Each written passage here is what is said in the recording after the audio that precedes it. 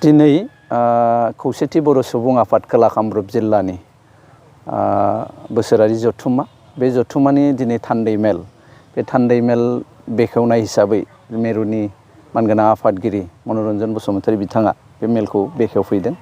बेयाव जोङो मिरु खौसेथि बर' सुबुं आफादनिफ्राय जोङो बाहागो लादों। बाहागो लानानै खोला कामरुप जिल्ला खौसेथि बर' सुबुं आफादनि बेन्दोङाव गोलैनाय दा 6था दखरा आफाद बे आफादनि जि थान्दै बिथांमोनजों जोङो सावरायदों। बिभिन्न बाथ्राखौ बिथांमोना सांगठनिकआनो जा बा सामाजिकआनो जा राजनैतिकआनो जा गासैबो आयदानि सायाव बिथांमोना सावरायगोन। दसे उनाव जोङो मोन्थिदों जे खोला कामरुप जिल्ला खौसेथि बर' सुबुं आफादनि दिनै टार्मिनेटिं सेसन दसे उनाव बिथांमोनहा थान्दै मेलनि जोहै मोनसे गोदान आफाद खोला कामरुप जिल्ला कमिटिया दानानै लागोन। जोङो आसा खालामदों मिरु आफाद हिसाबै जे खोला कामरुप खौसेथि बर' सुबुं आफादा दिनैनि जि दसे उनाव दानो गोनां जि गोदान आफाद बे गोदान आफादा खोब गोख्रों मावथि बिथांमोनहा लाबोथों आरो मोनथों। दा बिथांमोननि जोहै जों खौसेथि बर' सुबुं आफादनि खोला कामरुप जिल्लायाव गोख्रोङै खामानि मावनो हागोन, जों बेखौ मिजिंथियो। दिनै बे नोंथांमोननि चेनेलनि गेजेरजों मोनसे बाथ्राखौ जों फोरमायबावनो नागिरदों। जिहेथु फैगौ 2023 मायथाइनि जानुवारिनि 5, 6 आरो 7 बे सानथामनि हाबाफारिजों खौसेथि बर' सुबुं आफाद मिरुनि जोंहा बोसोरारि जथुम्माया जानो थांगासिनो दङ। बे जथुम्माखौ जोङो गुवाहाटीनि श्रीमन्त शंकरदेव कलाक्षेत्र बेयाव जोङो खुंगोन। इतिमध्ये बे मेलाव फैगोन आलासिफोरखौ जोङो हांख्रायदों। बे 5 अक्ट'खालि जोंहा थान्दै मेल जि फार्स्ट जिरायनाय बे थान्दै मेल जिरायनायाव जर'खा आलासि हिसाबै जोङो आसामनि इउनियन मिनिस्टार मानगोनां रामदास आठवाले बिथांखौ जोङो हांख्रायदों आरो बिथाङा फैनायनि बाथ्राखौ जोंनो होदों। बिनि अनगायै 6 अक्ट'खालि बर'नि गासिबो माहारियारि आफाद दुलाराय बर' फरायसा आफाद, बर' थुनलाइ आफाद, दुलाराय बर' आइजो अनसाय आफाद, बर'नि धोरोम आफादफोर बिथांमोनखौ गासिबखौबो हांख्रायदों जोङो नैबे मेलाव बाहागो लानो थाखाय। बिनि अनगायै 7 अक्ट'खालि जि जोंहा गेवलां मेल दङ, बे गेवलां मेलाव गाहाय आलासि महरै आसामनि गिबि मन्थ्रि मानगोनां डक्टर हिमन्त बिश्व शर्मा बिथाङा इतिमध्ये जोंनो कनसेन्ट होदों बे मेलाव थांगोनखौ। दा बेजों लोगोसे आसामनि गोबां मन्थ्रिफोर जेरै इउजि ब्रह्म बिथां जोंनि बर'नि सासेल' मन्थ्रि दा दिनैनि आसाम सरकाराव बिथाङाबो जोंनि मेलाव फैनायनि थाखाय कनसेन्ट होदों। इतिमध्ये जों लेंदों।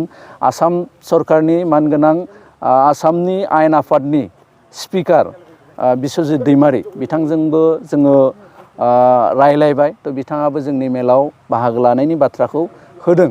जोङो सानदों देग्लाय जि 5, 6 आरो 7 जानुवारि 2023 जोंनि जथुम्मा जागोन।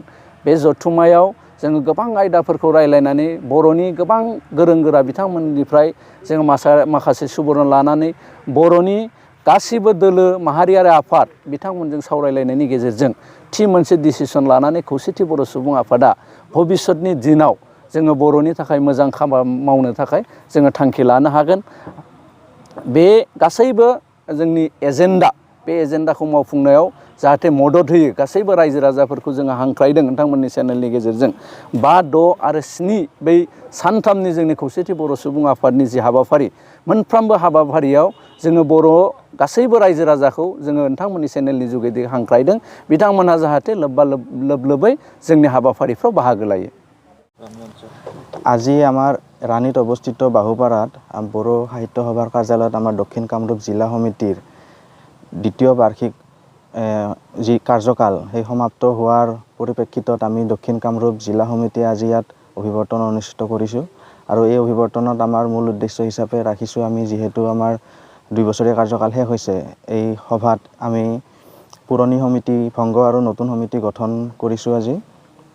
লগতে আমি আমাৰ এই সভাত উপস্থিত আছে আমাৰ কেন্দ্ৰীয় সমিতিৰ প্ৰেচিডেণ্ট ছেক্ৰেটাৰী আৰু এছিষ্টেণ্ট ছেক্ৰেটাৰী ডাঙৰীয়া, আৰু আমি তেওঁলোকৰ লগত ভাৱ বিনিময় কৰিছোঁ। লগতে আমাৰ উদ্দেশ্য আমি প্ৰকাশ কৰিছোঁ যে আমি সংযুক্ত বড়ো গণমঞ্চই আমাৰ দক্ষিণ কামৰূপ জিলাৰ অন্তৰ্গত যিমানবোৰ আমাৰ বড়ো মানুহ বড়ো গাঁও আছে এই সকলোৰে কাৰণে আমি ৰাজনৈতিক, অৰ্থনৈতিক, সামাজিক আৰু সাংস্কৃতিক দিশত যাতে আমি সকলোৱে আগবাঢ়ি যাওঁ, খেলা ধূলাৰ ক্ষেত্ৰতো যাতে আমি আগবাঢ়ি যাওঁ, এই ক্ষেত্ৰত আমি বেছি গুৰুত্ব প্ৰদান কৰিছোঁ।